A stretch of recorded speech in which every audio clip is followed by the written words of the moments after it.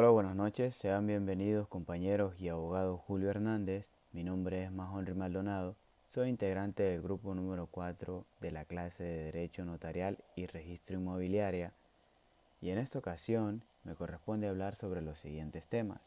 Uno de ellos es la jurisdicción voluntaria, la rectificación de inscripciones en el registro civil y por último y no menos importante, el patrimonio familiar. Cabe destacar que para la realización de esta exposición estaré tomando como base de referencia el Manual de Jurisdicción Voluntaria en Sede Notarial del abogado José María Díaz Castellanos. La jurisdicción voluntaria. Antes de entrar de lleno con la jurisdicción voluntaria, me encantaría poder hablarles acerca de la jurisdicción. Precisamente la jurisdicción desde un punto de vista técnico es una de las funciones precisamente estatales, definiéndosele a la misma como aquella mediante los cuales el órgano judiciales del Estado administran justicia en los casos litigiosos. Jurisdicción contenciosa. ¿En qué consiste lo contencioso? Bueno, lo contencioso consiste en un acto de voluntad de un sujeto procesal que ante el órgano jurisdiccional pide contra otro o frente a otro una resolución judicial.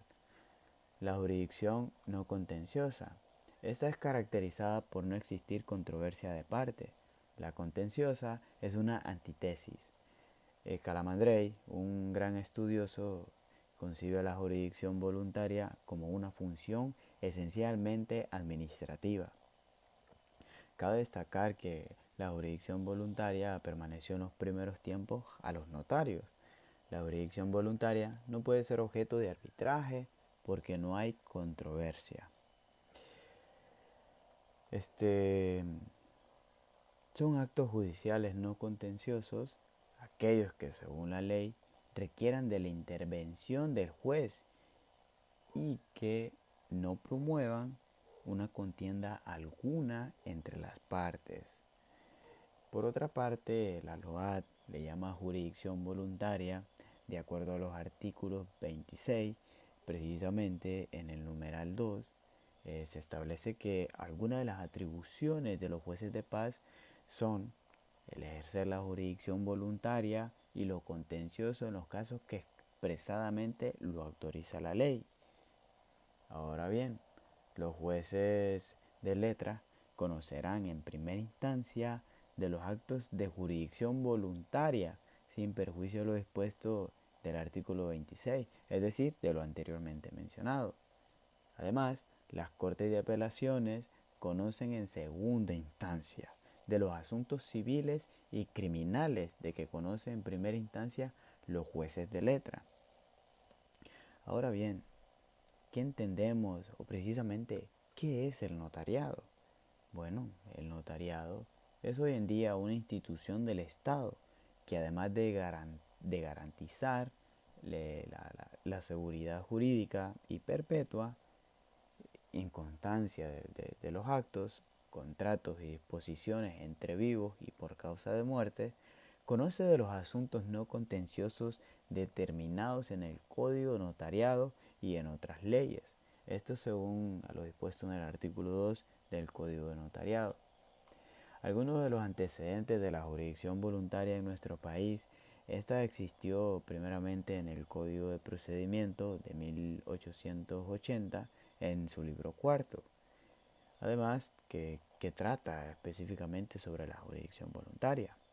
El Código de Procedimientos de 1899, en el libro tercero, también hablaba acerca de la jurisdicción voluntaria y no de actos judiciales no contenciosos, como lo indica el código actualmente vigente.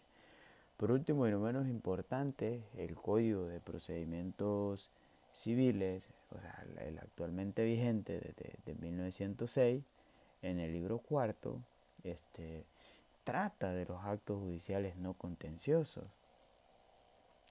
La jurisdicción voluntaria en el Código del Notariado vigente.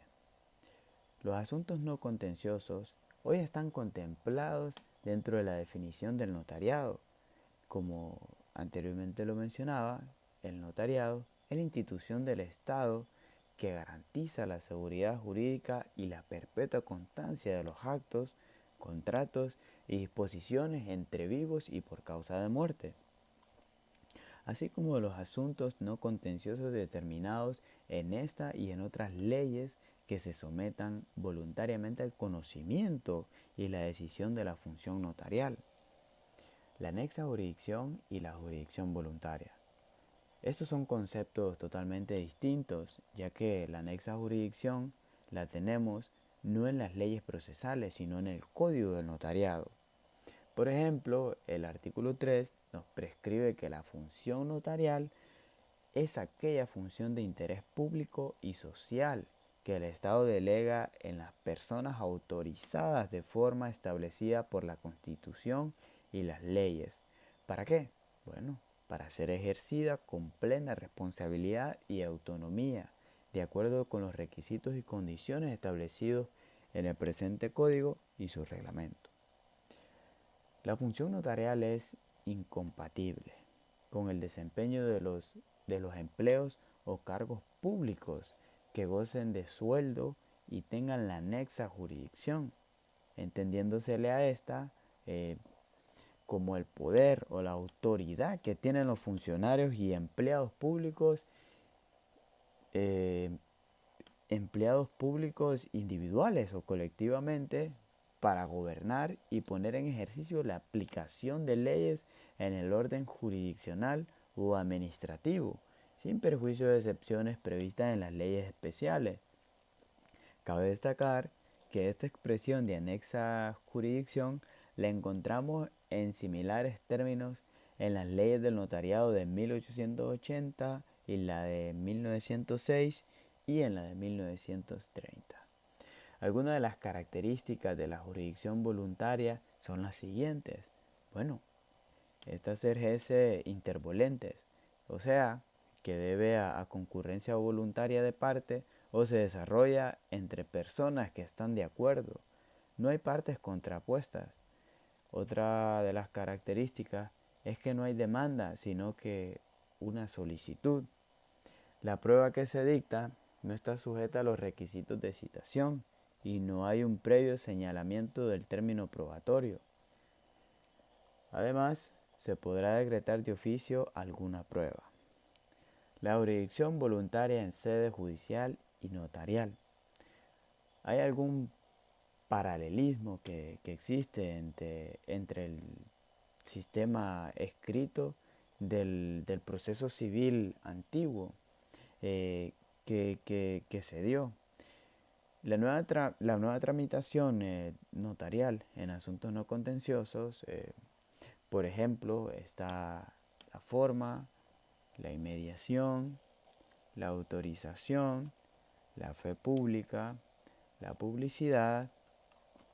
Cuando estamos hablando acerca de la forma, nos estamos haciendo referencia a que todo el derecho notarial y la jurisdicción voluntaria requieren de documentación.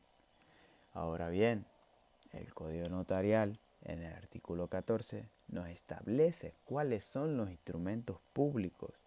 Precisamente se nos dice que los instrumentos públicos son las escrituras, las actas y en general todo documento o diligencia en asuntos no contenciosos que intervengan o autoricen el notario, bien sea original o la copia. La inmediación. El notario debe estar en contacto directo con los requirientes o solicitantes. Una de las cosas importantes es que el ejercicio de la función notarial es indelegable. El notario debe ejercer sus funciones en forma personal, técnica, imparcial e independiente, con el debido decoro y la dignidad que le corresponde. El artículo número 13, en su numeral 1, nos establece las prohibiciones de los notarios y una de ellas es permitir que en su protocolo se efectúen actuaciones notariales por otras personas. Algunas de las faltas graves de los notarios son el ejercicio no personal de la profesión y el acaparamiento de asuntos por medios reprobables. Además, las personas no autorizadas para ejercer el notariado no pueden ofrecer bajo ningún concepto los servicios notariales. Con la autorización, cuando hablamos de autorización, estamos hablando de la firma y sello que le da la autenticación a los actos que documenta. La fe pública. El instrumento tiene, por cierto, doy fe, que esto establece que los notarios pueden dar fe de la autenticidad de firmas cuando hubiesen sido puestas en su presencia o cuando conocieren previamente de las dichas firmas. La publicidad. El notario tiene la obligación de expedir testimonios de lo actuado, siempre y cuando se hubieran pagado los costos y los honorarios por el otorgante, requiriente o el interesado legal. Ahora bien, voy a hablarles un poquito acerca de la función jurisdiccional y la función notarial. El juez juzga y ejecuta. En cambio, el notario no juzga ni ejecuta. En el artículo 1 de la LOAT, la facultad de ejecutar lo juzgado pertenece exclusivamente a los juzgados y tribunales de justicia. El notariado debe formar un expediente con las actuaciones de todos los asuntos no contenciosos que se someta a su conocimiento y decisión. Asimismo, debe de hacer constar en instrumento su resolución final. El juez, bueno, cabe destacar que el juez puede dictar providencias precautorias, el notario. Una de ellas está las estipulaciones. Bueno, en las estipulaciones se consigna la voluntad de las partes. En lo judicial, perdón, hay petición. ¿Cuáles son los días y horas hábiles? Bueno, igual que la función judicial en materias como niñez y familia, la notarial se puede ejercer en días y horas inhábiles, sin que exista previa autorización. Está el auxilio judicial y policial. Tanto el juez como el notario pueden pedir auxilio de la fuerza pública o judicial. Por último, y no menos importante, está el delito de desobediencia. Tanto en materia judicial como notarial se puede cometer el delito de desobediencia. Hablando un poquito acerca de los principios de la jurisdicción voluntaria en el Código Notarial, tenemos que uno de ellos es el consentimiento, las actuaciones y resoluciones, las actuaciones en instrumento público, la colaboración de las autoridades, el trámite opcional, el valor probatorio, las copias, conflicto de intereses y las inscripciones en los registros. ¿Qué asuntos fueron los que pasaron expresamente a la sede notarial? Bueno, algunos de ellos son la autorización para enajenar bienes de menores, la rectificación de inscripción de registro, la calificación de edad, el patrimonio familiar, el divorcio por mutuo consentimiento, la separación de hechos y entre otros temas muy importantes que en el transcurso de las exposiciones nuestros compañeros los tomarán en consideración. Ahora bien, hablando de los asuntos no contenciosos que pueden conocer tanto el notario y que no puede, o que no se ocupe expresadamente el código de notariado. Uno de ellos es la declaración de ausencias, 2, la adopción, 3, las cesiones por causa de muerte, 4, el reconocimiento de preñez, 5, el reconocimiento de parto, 6, el depósito de personas y 7, la autorización para viajar. Ahora sí, entrando en materia al capítulo 1, que nos habla acerca de la rectificación de inscripciones en el registro civil, algunas de las disposiciones generales tenemos que con las reformas que se le dio a la Constitución en su artículo 51 hasta el artículo 55 en el año del 2002 y que fueron rectificadas en el 2003, el Registro Nacional de las Personas pasa a ser una institución autónoma con personalidad jurídica. Y precisamente este es el organismo encargado del registro civil. La ley del Registro Nacional de las Personas derogó en 1982 unas disposiciones a las reformas constitucionales que prevé que los registradores civiles son ministros de la fe pública, según establecido en el el artículo 23 de la Ley del Registro Nacional de las Personas. ¿Cuáles son las atribuciones de los registradores? Bueno, una de las atribuciones de los registradores es inscribir cronológicamente los hechos y actos registrables de las personas naturales, validándolas con su firma y su sello. Otra de ellas es hacer las anotaciones sobre los cambios del estado civil e identificación de las personas, como así también efectuar la inscripción, leer en voz alta y clara el contenido de los declarantes y una vez ratificada y firmada por la parte interesada, procederá a su firma y extender obligatoriamente la constancia de inscripción y certificación respectiva si lo solicitare. Otra de las cosas es la potestad o la obligatoriedad de extender constancias negativas de la inscripción de hechos y de los actos como nacimiento y cualquier otro, según fuera este el caso, cuando lo fuera requerido por los interesados, según lo dispuesto en el artículo 27 de la Ley del Registro Nacional de las Personas.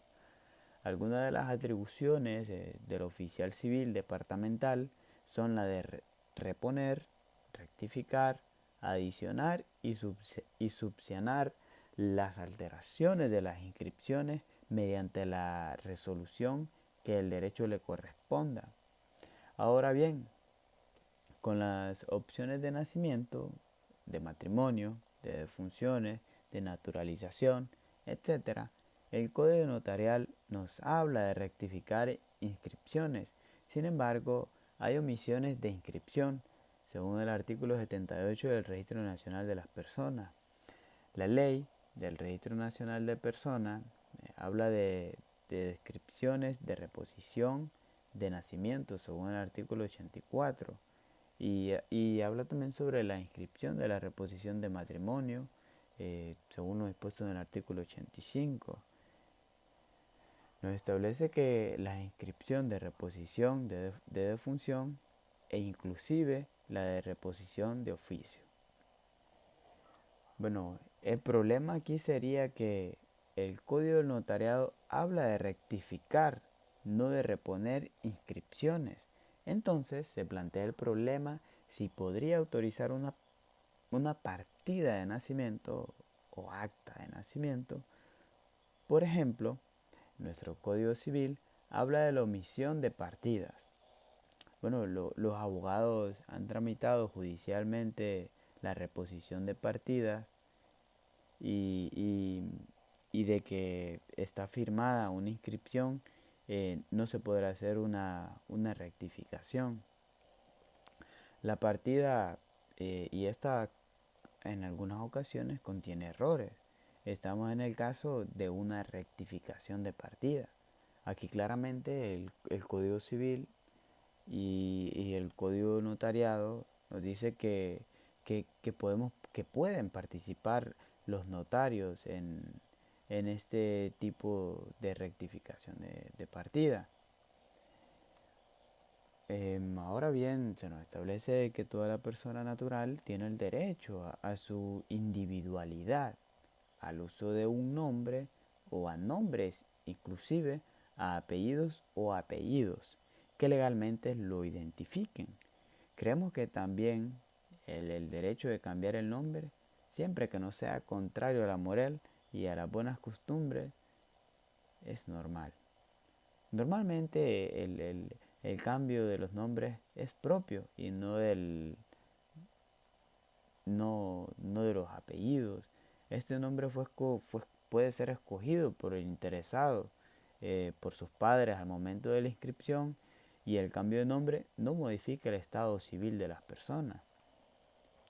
Hablando un poquito acerca del capítulo 2 que nos habla del patrimonio familiar, el Código de Familia reconoce que el régimen económico del matrimonio, en su artículo 64, dispone que ningún sistema de regulación del régimen económico dentro del matrimonio debe excluirse la integración del patrimonio familiar. Hablando un poquito acerca de la conceptualización del patrimonio familiar, el artículo 82 del Código de Familia nos establece que el patrimonio familiar es la institución jurídica social por medio del hogar, del cual se destina a uno o a más bienes, a la protección del sostenimiento de la familia.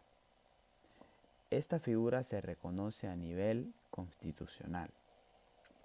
¿Cuál es el monto? De acuerdo con nuestro Código de Familia, los bienes constituidos en el patrimonio familiar no pueden exceder de 100.000 empiras y son indivisibles, inalienables, inembargables y no podrán ser grabados ni grabarse, salvo en el caso de servidumbre, según lo dispuesto en el artículo 86. Voy a mencionar algunas de las características del patrimonio familiar. Como anteriormente mencioné, el patrimonio familiar es indivisible, inalienable, inembargables. Cuando hablamos de indivisibles, estamos haciendo referencia que no pueden dividirse o repartirse a otras personas. Inalienables significa que no pueden traspasarse o cederse en algún modo. No, o sea, no se puede vender, permutar o donar. Inembargables.